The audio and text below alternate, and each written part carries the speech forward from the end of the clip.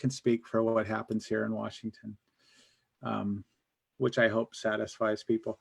Okay, this tells me it's going to launch in a minute 4, which means I have to figure out. Oh no, now it's saying it's saying it's already live. That's a nice sticky wicket. So if we are, we really are live. There isn't much of a lag. Well, as usual, I wasn't ready for us to go live. It caught me by surprise, and I can't see me this time. So that's probably better. Welcome everyone. We are here for another story night. I do want to get a view of the page though, because people ask questions on there. So if you'll give me a moment to go find me and find this thing. Okay, there's the picture. Oh yeah, because Kim Weaver liked it. I've got to mute that computer, or sorry, this is the stuff we got to get through every time. Yeah, I just heard myself say welcome everyone. So we're good. All right, we're going to proceed as if we are live. And it's good to see everybody. I want to expand this page so that, let me mute me again. There we go. All right, I see Sherry's here. My mom is here from Utah. A friend of Kim is there saying, Kimmy, I think that's how I told you guys I had friends. Yes, yes. Congratulations. Well, I guess we have proof that Kim has friends. My brother from Hawaii is here. Welcome, Jim. It's nice to see you. So we've got more folks that are going to join. How this works. Hi, Vadim. Vadim has joined us, correct? Yeah. Yes. I'm here. I know you have food. I've put your name on the name of the wheel of names, so great. I'm expecting to hear from you. And we could hear from Doug Avery as well. He's not here yet, but he's back in Connecticut. He's got kind of a cool personal story. I mean, about what's going on in his life right now. So maybe he'll have an opportunity, if not tonight, some other time, to talk about what's going on for him. So as a lot of you know, this is Story Night. For 5 years. We met every month at the Cloverleaf Sports Bar and Grill in Bremerton, which I describe as the coolest Navy town in America. And I haven't had anybody challenge me on that yet. So if they did, I would not take kindly to that. Hi, Diana. Diana's here in the house, but she's joining us on Facebook. So we get up and we tell stories. What we do is patterned much after what we see on the Moth. If you've ever heard of the Moth, it's a storytelling program that is broadcast on public radio. They are actually having a show tonight, but if you could break away and get into that one, you'd have to pay, and we're free. So stay here, unless you like spending money, and the Moth is a good cause. So, but stick around. Stick around. We have some of our regulars. You see Kim, we see Priya and Vadim and Jose. Priya and Jose are from the library. Vadim is with Priya. And we have Silvana Clark from Bellingham. Thank you for joining us, Silvana. Glad to be here. We're glad to have you. Silvana has been on the Moth stage before. I'll talk more about that later. What we do normally is people get up on stage. There's a theme for the night. Tonight's theme is heroes. You tell a story based on that theme. It's typically about 5 minutes long, autobiographical, a true story, no props, no notes. And when I say a true story, we don't have fact checkers on staff, so we can't dock you for telling lies. And we're not docking anybody anyway, because we're not judging anybody tonight. I can't promise that it's not a judgment-free zone, because people are free to judge how they will, but there's no scoring that I'm aware of, unless you folks in the gallery over there want to decide to. And when I'm pointing over there, I realize that it looks like I'm pointing over there. So I don't know what it looks like on your computer. I have to remember to go opposite. All I know is that this thing behind me is reading the right way, which is good. So we have a few storytellers tonight, and I have something called the Wheel of Names that we use to generate it. What I will do is I will call the speaker's name, and they will tell their story. I'll turn it over to them. I'll give them the whole screen.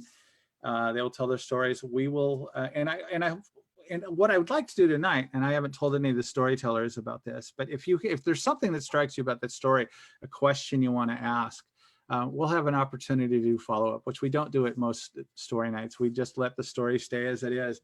But, and I don't mean like fact-checking questions. I don't mean like, oh, I don't believe you. I think you're making this all up. I've been to story slams where I'm positive the storyteller was making a lot of crap up, but we don't care. We can't really call them on it. So I'm going to go to the Wheel of Names. I'm not going to show it on the screen just because it's a few too many steps. I've got everybody on there. Vadim, I know you just brought food home, but if I call you, if your name comes up first, are you willing to tell? You're good. Okay. No problem. All right. Okay. So here we go. Let's go. Wheel of Names. It's spinning. And in the color red is Jose from the library. He's going to be our first storyteller tonight. So Jose, I'm going to give the screen to you and take it away. All right. So I was thinking that today's theme, heroes, is very important to me because I'm alive because of a hero. So when I was around 25 years in the middle of my university, it was around May, and there's no better thing than in May going to the beach because it's not too hot. Well, Puerto Rican reality is always hot, but anyways, at the end, there's like this boardwalk on the west coast named Aguadilla. So it's very famous because a boat sank and next to the boardwalk. So everybody wants to do scuba diving. I went for one of those classes on scuba diving. It was so beautiful. You can see all the little fishes going around the boat, which is sank.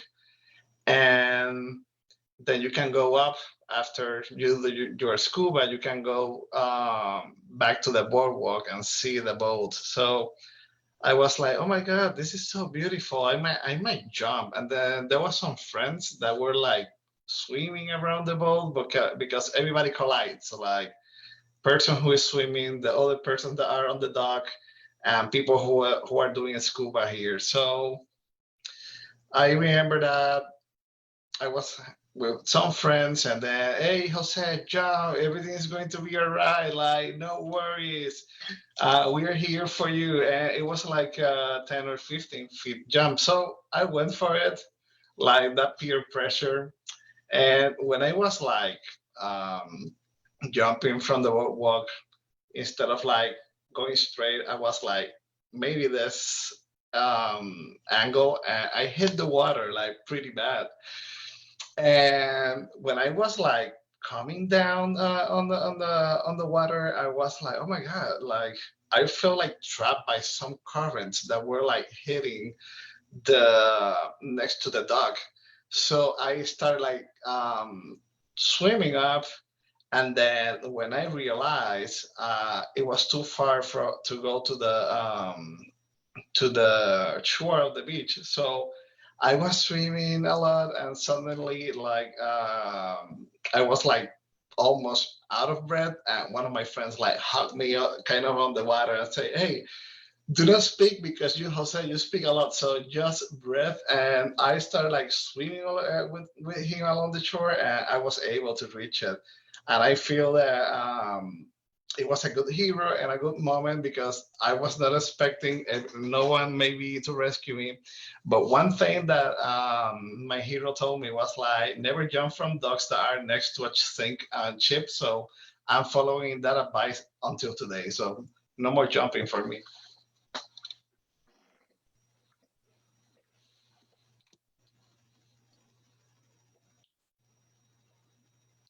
I can hear you. Maybe I know. I thought I had clicked the unmute button. Thank you, Jose.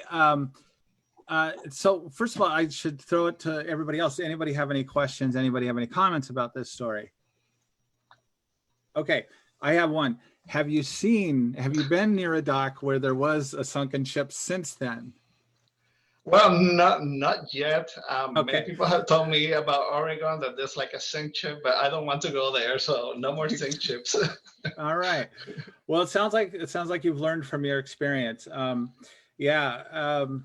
Well, so thank you for kicking us off tonight. Oh, and I should mention that you and Priya will have an opportunity to talk about library programs that are going on right now.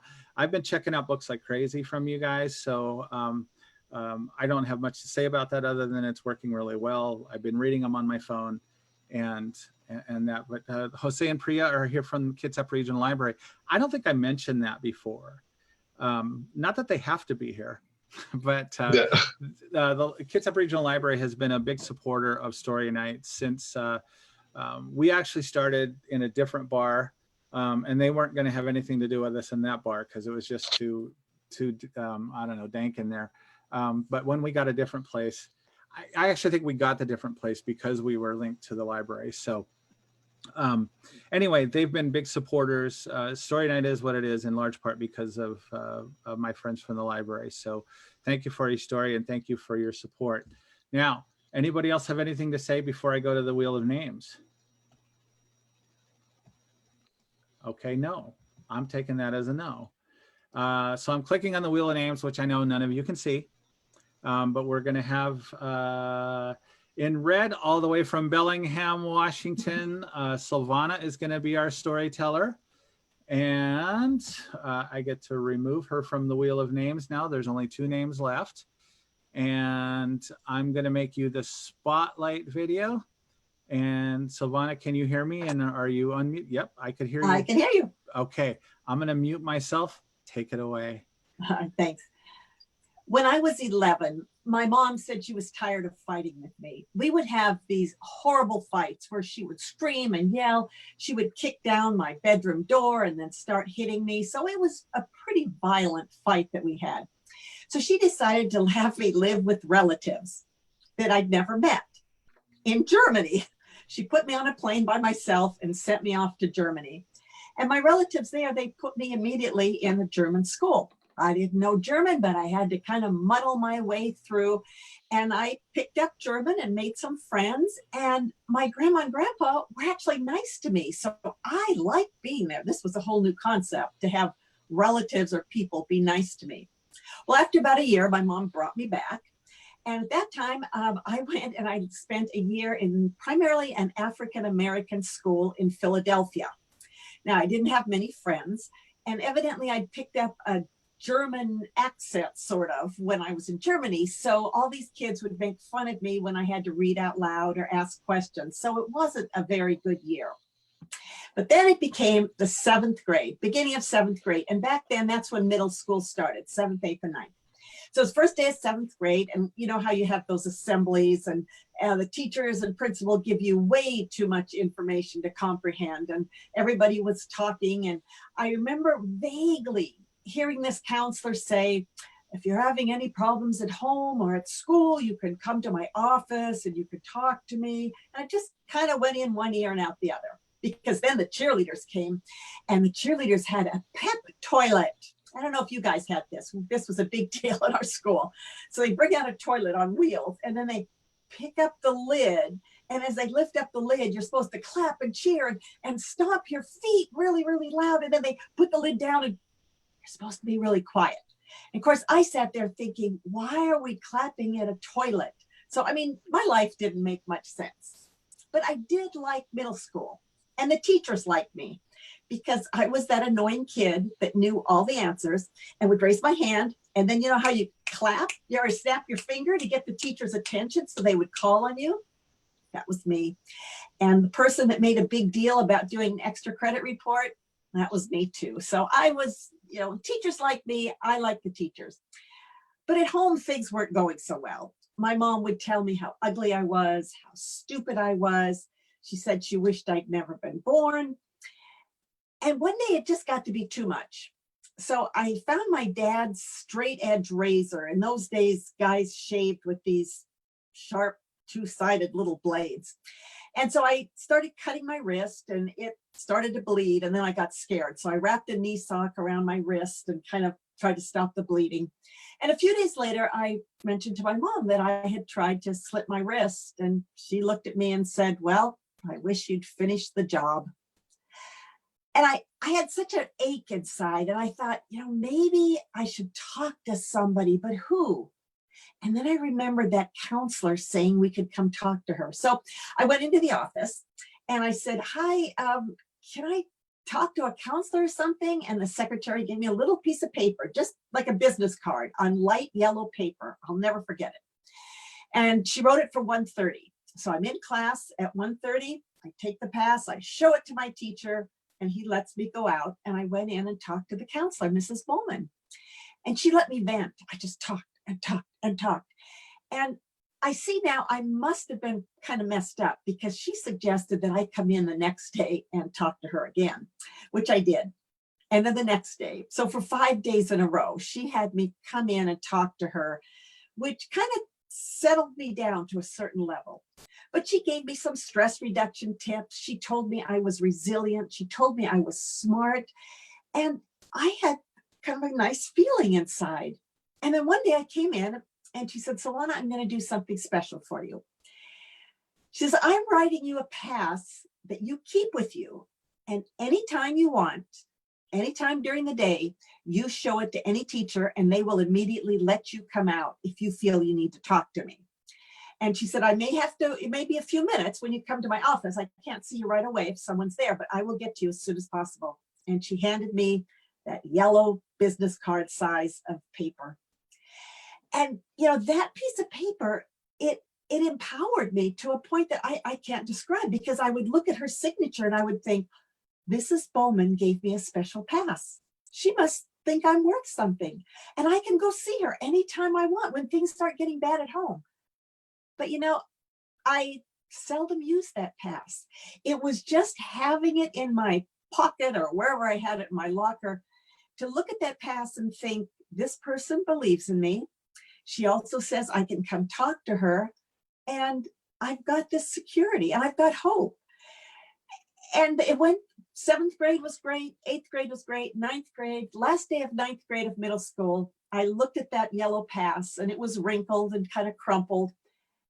And I crumpled it up completely and I threw it away because I realized I don't need it anymore. Mrs. Bowman has given me skills. The few times I talked to her, or she would just see me in the hall and smile and say, hi, Silvana. And that's all I needed. High school actually went pretty good. The day I graduated from high school, I left home and my life took off.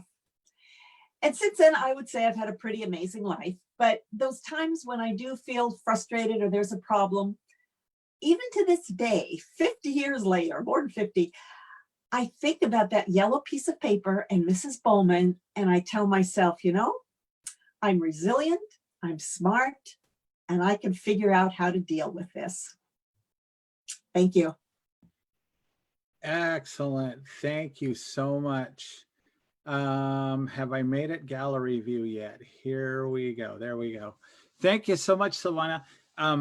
One of our first stories in our second story night, Allison Loris, who is a regular at our events, she told a story. It was called the Xanax Club. She told the story about the Xanax Club, and it was a bunch of guys, not just guys, not just men, but there were men and women who all had enough level of anxiety that they were all prescribed Xanax, but they didn't always have access to it when they needed it. And so they formed the Xanax Club so that if they ever needed one, they could get one from a friend, and they hardly ever used it. It was just enough to know that they could get it if they needed it. So that's a cool thing. Anybody else have anything to add, a comment on that? Yes, Kim. I want to say thank you for your story and thank you for sharing with us. And I wonder what schools you went to in Philly. I used to be a Philadelphia high school teacher, so I'm very curious to know You know, I schools can't, you went it was in Boothwyn, Pennsylvania. Oh, okay. So Okay. that's all I remember. It was 1 year and I don't remember the name of the school, just that I was very intimidated. Nice. Well, a lot of my heroes are teachers too. So thank you for sharing your story. Thank you. Yeah, and amazing. You went to Germany and were fine. It was Philadelphia that kind of intimidated you. That doesn't surprise me at all. All right. Well, I've already. Anybody else have anything to add? Yeah, I would just say thank you, Silvana, for telling your story. I like completely agree that teachers and especially school counselors are like doing the real hard work out there, because middle schoolers, you know, aside from puberty and like social pressures and family life, there's a lot going on, and It's they're hard. really, yeah, they're like on the front lines of making sure that, you know, young adults grow into, you know, functional people. So Yes. I just like absolutely appreciate that you're, you know, like giving thanks to a person who probably doesn't hear thank you enough. Yeah, Yeah, and really honestly probably doesn't know how many people they've touched in a way similar to your life. So exactly. that's an awesome story, and you know, tough situation, but it sounds like you really like made the most of it and learned probably what the counselor wanted you to learn out of it anyway. Yeah. So thank you for sharing your story. Thank really. you. I think this year too, continuing on that theme, this year, especially in the last year, teachers have been asked to do a lot.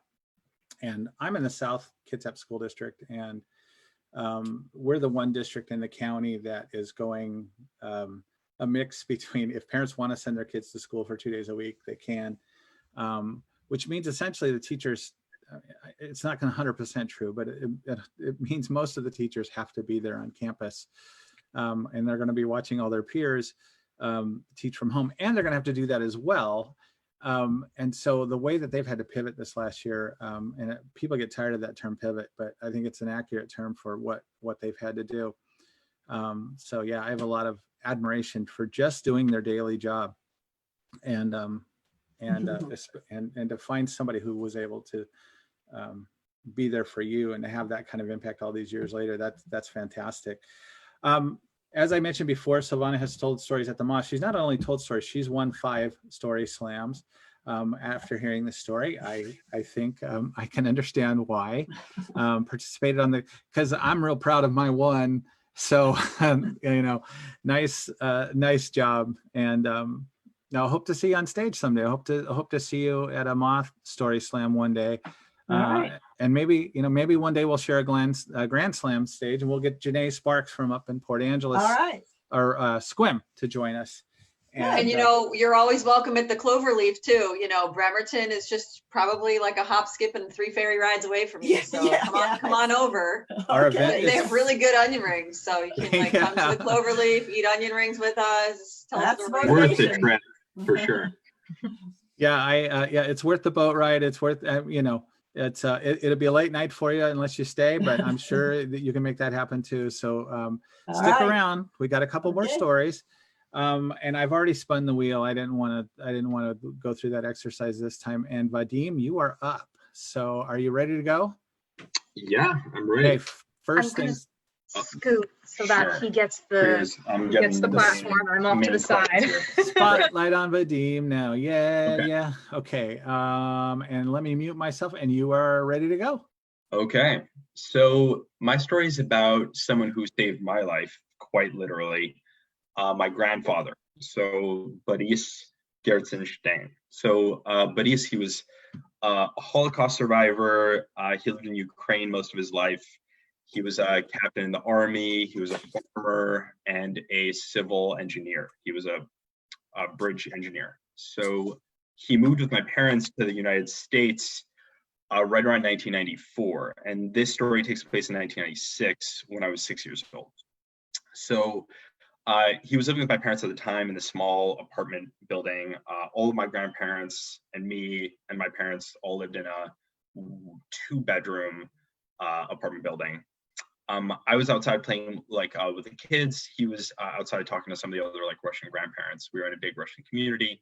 And one of the kids gave me a lollipop, one of those big square Jolly Rancher lollipops. I don't know if you're familiar, you've got, maybe it's like a really 90s thing, but I never had a lollipop before. And I remember to this day, like, oh, what is this? So I was walking around like with it in my mouth. And as I was walking away from the other kids, the end of it came off of the stick and lodged directly down in my throat, completely cutting off my ability to breathe. So I could not breathe anymore at all. And I remember like the panic, like I was like not even wheezing, nothing was passing my lips. And I walked around for about a minute, maybe a minute and a half before anyone noticed me. And my grandfather was the one that noticed me. My parents were gone, they were upstairs. And he came over, and I guess he could see, like, you know, my lips were turning blue. I couldn't really do anything. He grabbed me by the ankle, held me up, and punched me in the back as hard as he could. I remember like just hawking up the lollipop. It like shot out of my mouth. I could breathe again. He never told my parents. I never told my parents. I don't even know if my parents know this story. But he quite literally saved my life that day. Later on, he died about a year and a half ago.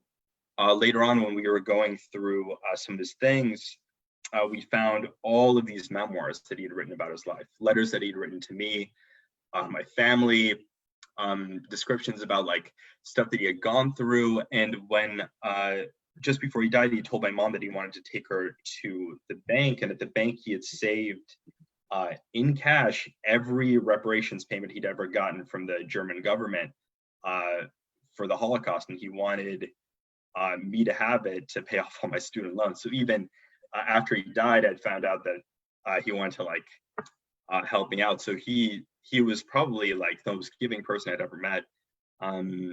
And yeah, he literally saved my life that day. I would not be alive without him. Wow, that is cool. You guys, I see you clapping. I can't hear you clapping because you guys are muted. So a round of applause for Vadim. Thank you.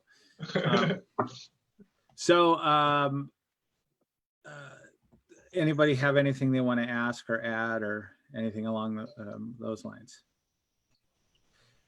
Could you breathe with the lollipop, or like it was like you just like get strangled? Like nothing. Nothing. Do you remember the whole incident? Were you conscious the whole time?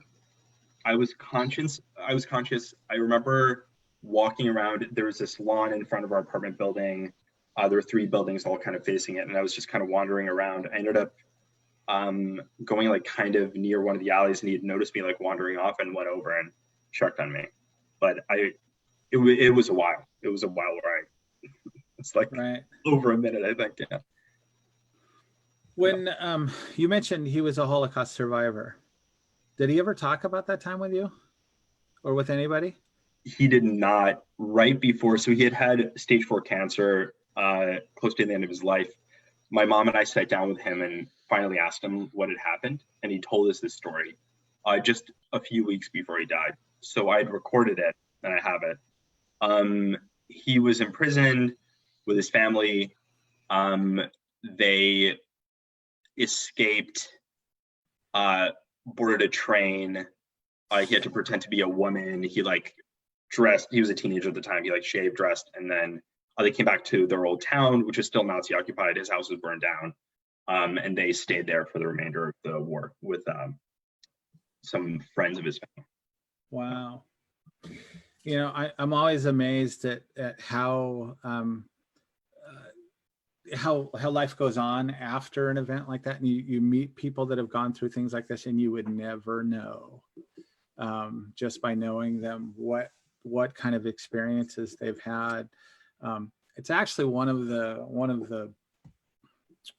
good things about a thing like Story Night or the Moth or any of these things is that you get to learn things about people that you would never assume, never think to ask, and that kind of thing. So thank you for sharing that part of your family's history. That's pretty darn cool. It's pretty darn cool to hear that. And he was good to you. He's yeah. Oh, all right. So we have one more storyteller. I have a brief thing, but I think I'm going to let Kim go ahead and go ahead of me, because then everybody can check out and not listen to mine. But Kim, are you ready to go? I'm ready. ready. Can you hear me? I can, and I'm going to put spotlight on you and take it away. All right, I'm in the spotlight. Wow. My story under the theme heroes, I thought a lot about different things that have happened in my life. And I kind of came up with two categories of people who earn the title hero. There are people who are in the right place at the right time and make maybe an impulsive split-second decision that ends up being super impactful. We've heard some stories about that tonight.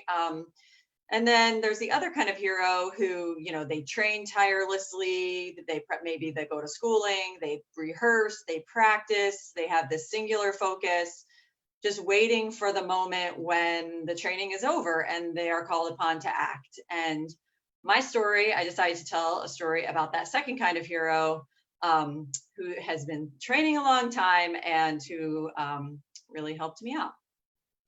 So this took place about 3 years ago. I had a few work things to take care of over in Seattle. And so I drove onto the ferry and went about my business over in Seattle. I had a couple meetings and a couple of other things. Like, remember when we used to go like to meetings with our bodies and like physically go to them?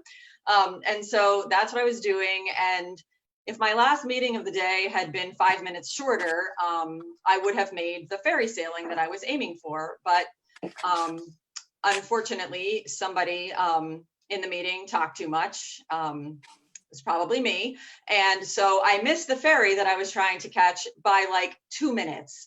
And if you've ever been there, if you've ever done that, you know, you drive up to the ferry booth to pay to get on and like you see your boat sailing away. And it's like, shitters, now I have like another hour to wait to get on the ferry. So I paid, I get in line, I'm like kind of near the front of the cars that are going to get on the next boat. And I decided, oh, I'm stuck here, I might as well get some work done. So I got my laptop out and I'm, you know, doing some follow-up items from my meetings that I was in all day, and it's just kind of got in the zone and I was working along, and I heard an engine start and I looked up and I was like, wow, an hour had passed. And here come the ferry crew to start loading us onto the boat. And I was like, sweet. So I put my laptop and my phone aside and I go to start my car and nothing happened. Like no click, no car turnover, no nothing. And I realized like a series of things in rapid succession. So like I realized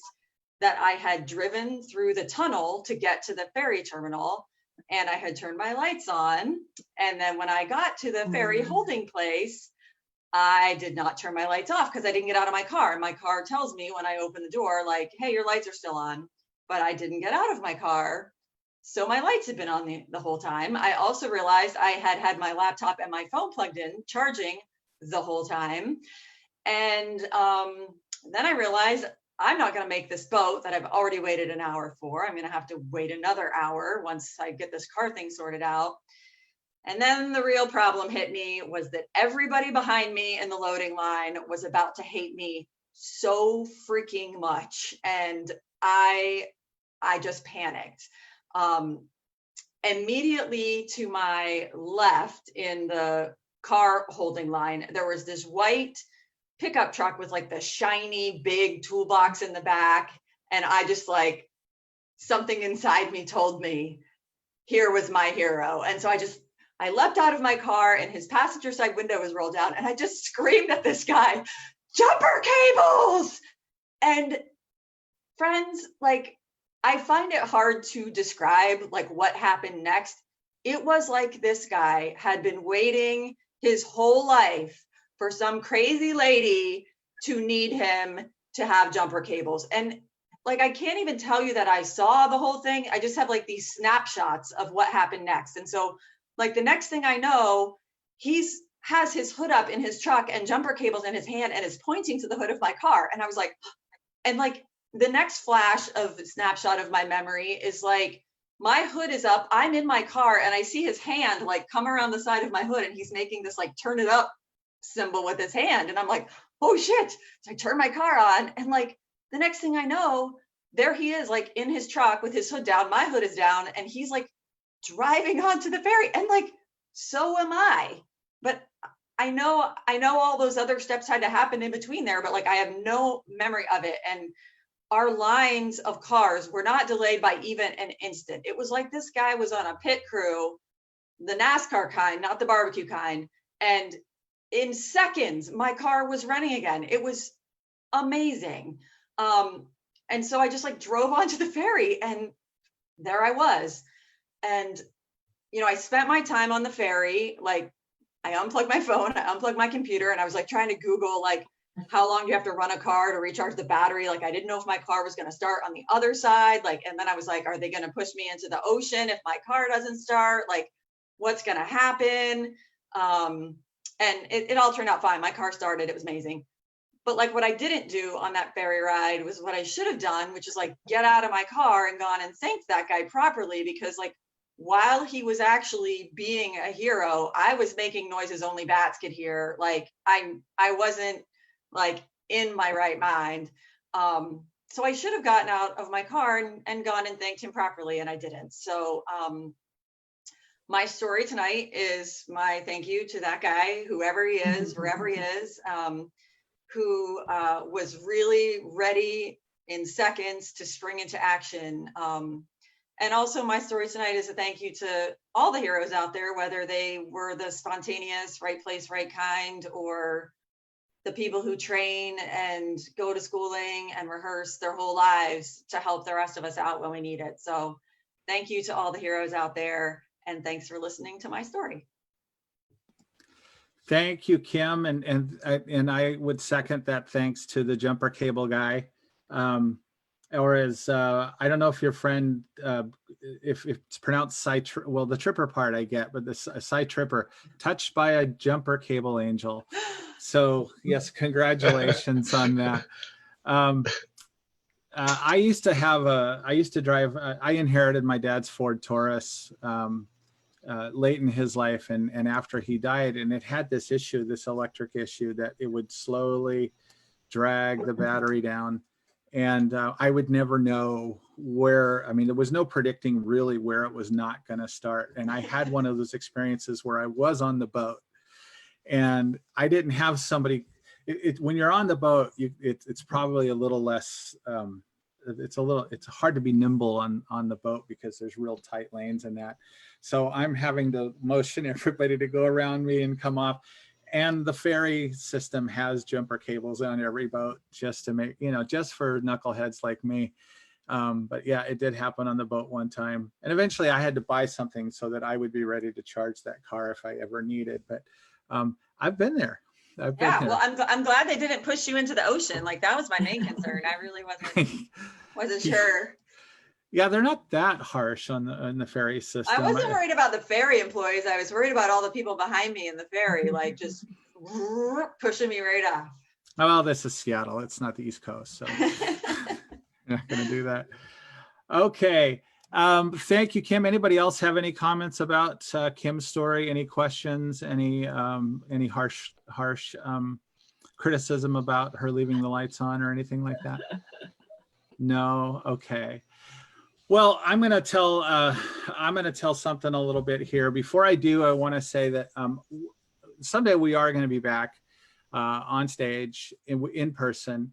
One of the things we miss is that we don't get to hear people laughing a lot when you're telling your stories, there's just something magical, not just about the stories, but about the audience. And as I've said forever and ever, I'm so grateful that people come and tell stories. I'm even more grateful that people come just to listen. And it's a chance to be together in a community, and this will happen again. Doggone it, I am committed that not as soon as we can, maybe necessarily, but I'll see. Maybe I'll listen better next time about when we should do this again. When I say better, sorry, I'm rambling here, but we'll be back together again, and it will be nice to be able to get the feedback that you get. It is a challenge to do this live, and so thank you all for it's a challenge to do it virtually.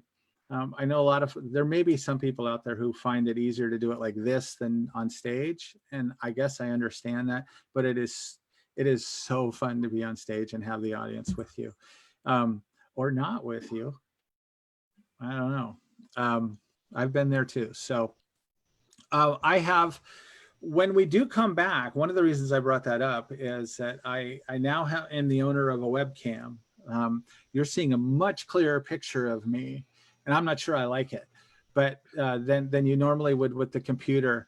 But it's because I went and I got this webcam. And so my hope is that when we come back, we may, you know, it may be a hybrid model of maybe we'll broadcast this thing live on Facebook from an actual event.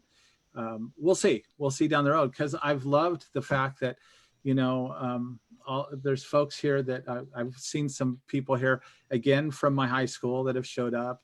My mom in Utah has been watching this every month. We've kind of, I don't know how long my friends from high school stay on. They might check in and go, oh no, let's not stick for that. But if they are sticking around, that's great. And it's nice to have built up kind of an audience during this time. There's going to be a silver lining. So hopefully the technology will work so that when we do get back together, we can actually do this live on Facebook too, if you're ever ill and you can't make it. And I don't see a time when we're actually having somebody remotely tell a story. It just sounds like it's too much for me to accomplish, but you never know. You never know, maybe with some help. So I just want to tell well, at least starts off light. When I was in my dream job, and I was about 2 weeks in, and the manager pulled me aside and he told me something devastating. This dream job was, I was a bagger for Alpha Beta grocery stores down in Covina, California. It had been my dream job because my brothers had worked for Alpha Beta, and it wasn't flipping burgers at McDonald's or Carl's Jr. It wasn't a job like that where a lot of my friends were doing for minimum wage. This was a union gig. And so instead of making the $3.75 an hour, I think, or $3.25 an hour that they paid in 1979, I was getting somewhere in the neighborhood of $6 an hour.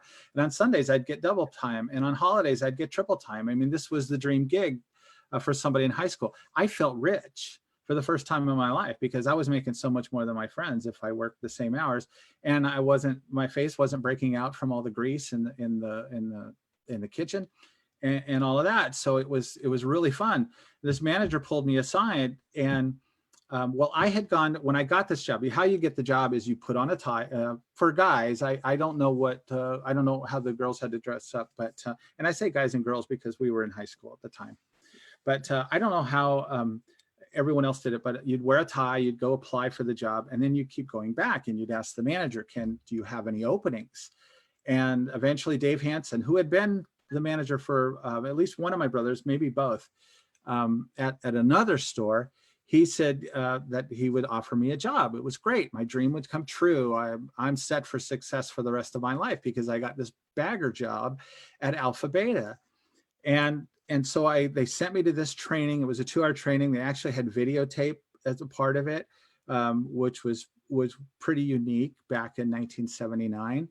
And one of the things they emphasized was it's better to be, it's not accurate, but it's better to get the things in the bag right than it is to be fast. And I took that to heart. And I went back to work. And after a couple of weeks, the manager pulled me aside. And what he informed me was, while it is more important to be accurate, speed is okay. Speed is something that is important. And he didn't say it that way, though.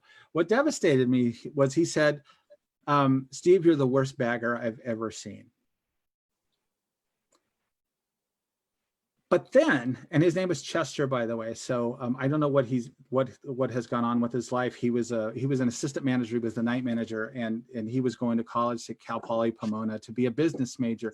He gave me terrible advice later on in life because I bought a Volkswagen for more than, it was a 13-year-old car, and I bought it for more than it sold originally. He just says, you never do that. And I'm like, Chester, you're a business major. Have you heard of inflation? And classic cars.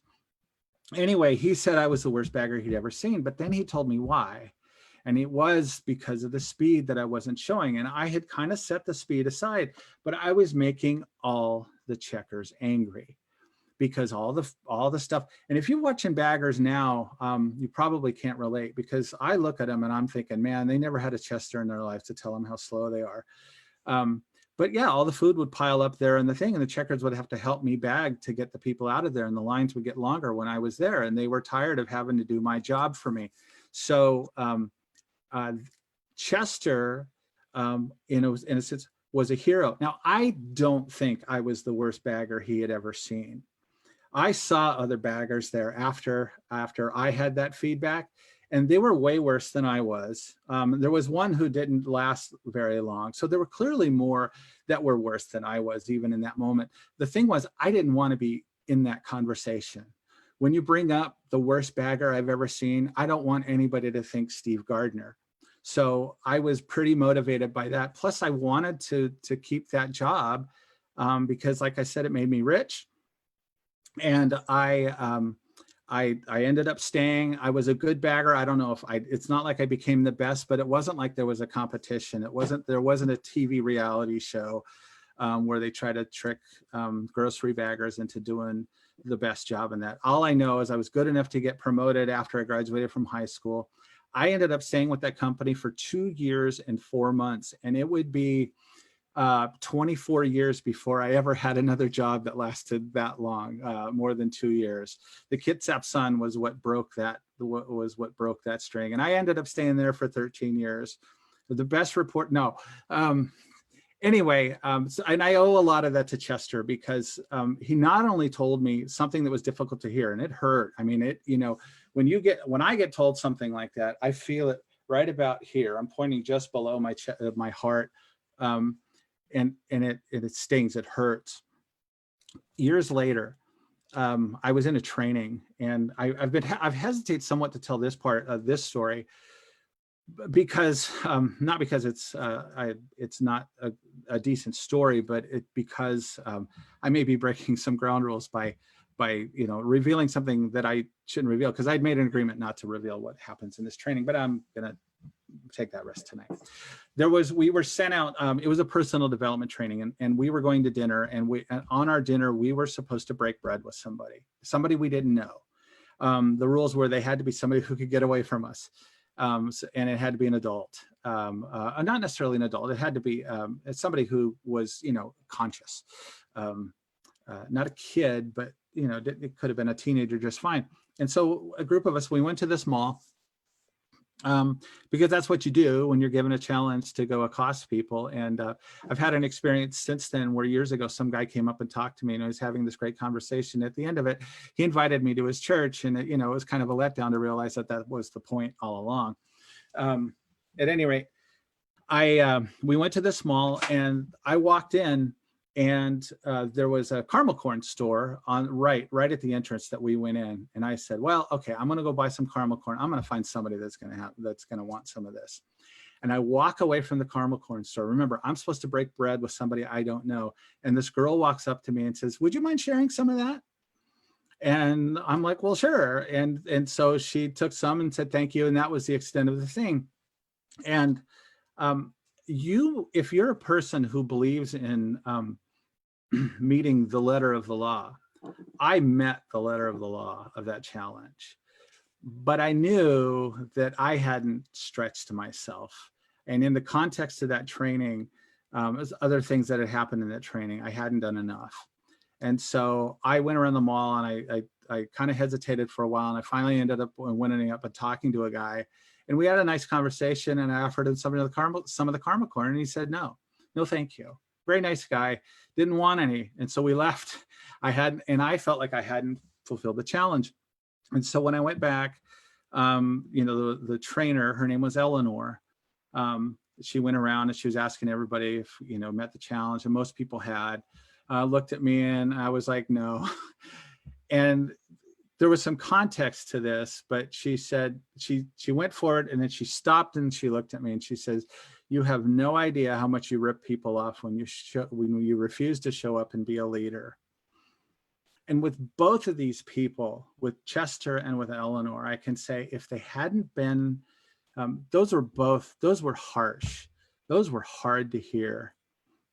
But I can tell you, and I'm not inviting it, I'm not necessarily telling everybody come at me with it, but I can tell you that those are two of the most powerful messages I've ever heard.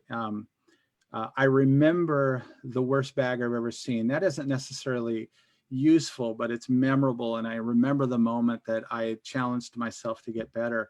With her, it has reminded me to go after things, not just because it's going to benefit me, but because maybe it can make a difference in somebody else's life. So I've been moved by hearing hard things, and those two people are heroes to me. And that is my story for the night. So, Sherry, I agree. Alpha Beta was a good employer.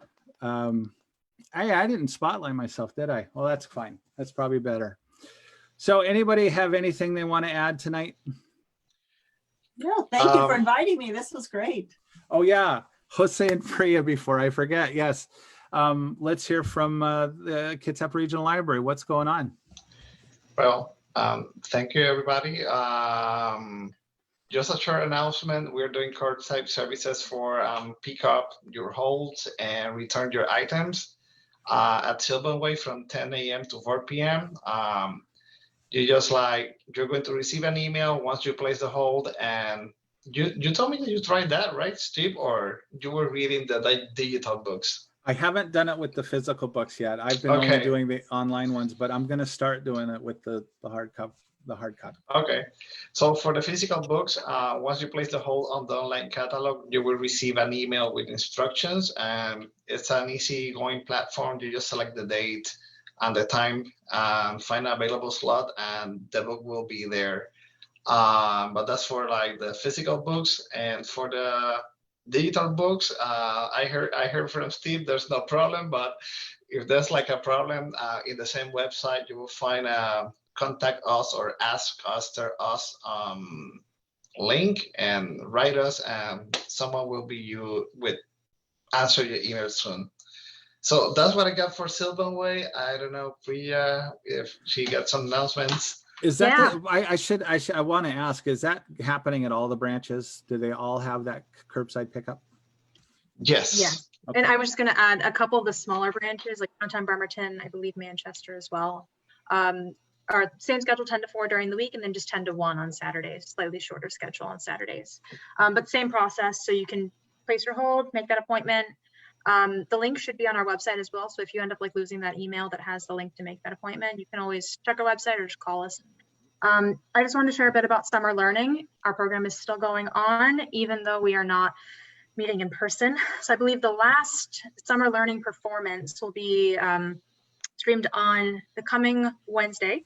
It's going to be Ana Montez, who's a flamenco dancer. It's going to be awesome. That's Wednesday at, I believe, 10:30 a.m. And I can double check on that. And so those are the performances we would typically have like in the parks. It should be streaming on our website and on our Facebook as well, with links to where you can watch that. And then if you have been reading a lot this summer, either listening to your books on audio, or reading to yourself, reading to your kids, having your kids read to you, reading a lot of reports for work, that all counts as reading that you can track and get rewarded for. So our summer learning program is all virtual now. You can go to krl.beanstack.org. And if you haven't already made an account, you can start tracking your hours there. We have rewards for 10 hours, 100 hours, and then a little summer learning challenge. It's super intuitive, super easy. If you go to your branch, they'll also have print trackers that you can use. This program runs through the end of August. There are physical prizes that you can get, like books or totes or t-shirts, and virtual prizes like entries into drawings for really cool prize packs.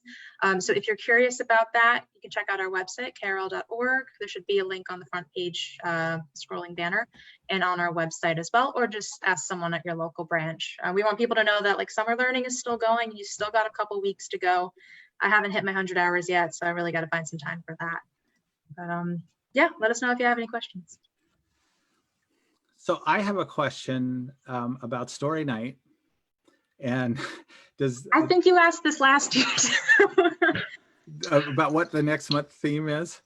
Okay. I was going to assume just listening to stories count as you asked this that last time. Yeah, because I was looking for it real quick. Sherry actually asked what next month's theme was, and I had thought about that before. I'm like, oh, I forgot to get that information down. We will be, what I will tell you while Jose is looking for this, you're looking Yes. for it, right, Jose? Yes. First Thursday of every month. You have it? Do you have Yes, the, I have it. what is it? The theme is mask Mask. for September. Yes. Oh, perfect. Okay. Mask. We'll still be wearing those, so you'll have Yes. some stories. We're going to use that on the next story night, like the previous mask. I don't as, know. as long as we can hear each other, that'll be great. So next month, the theme is mask. It's the first Thursday of the month. Today is the 6th, so that'll be, I believe, the 3rd. The It should third, be September 3rd. September 3rd. We will be back here at 7 o'clock. This always, I will put an announcement, or I'll make sure to put a note on the story night page, but they always have to be here because my profile, here on my page, because my profile is more public than the story night page is. It's easier to get to, especially if you're not a fan of Facebook, which if you're not, I really don't blame you.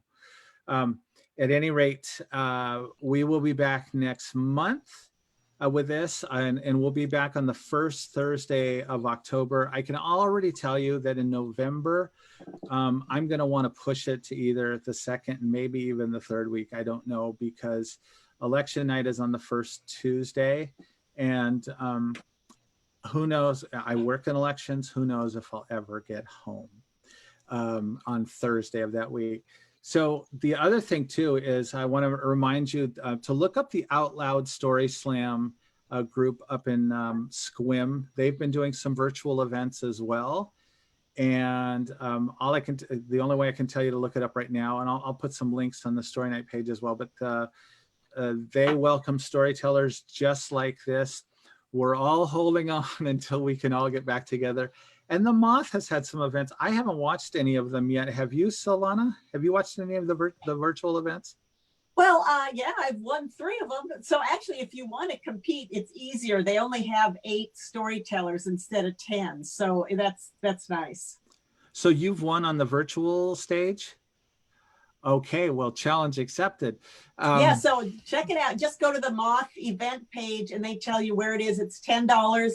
And when you sign up, you just say you want to put your name in the hat and your name goes in automatically. And like I said, it's 8 storytellers. So it's a quicker format. Is Elle hosting? For Seattle, she is, but I've done Atlanta and Denver. And actually earlier, I just did Washington, D.C. Oh, wow. How did it So go? that's just kind of a fun thing. It's easy. Did you tell this story in Washington, D.C.? No, I didn't. I told a different one. Well, that is great that you have skills to tell 2 different stories on the same night. It's my hobby. What else am I doing right now?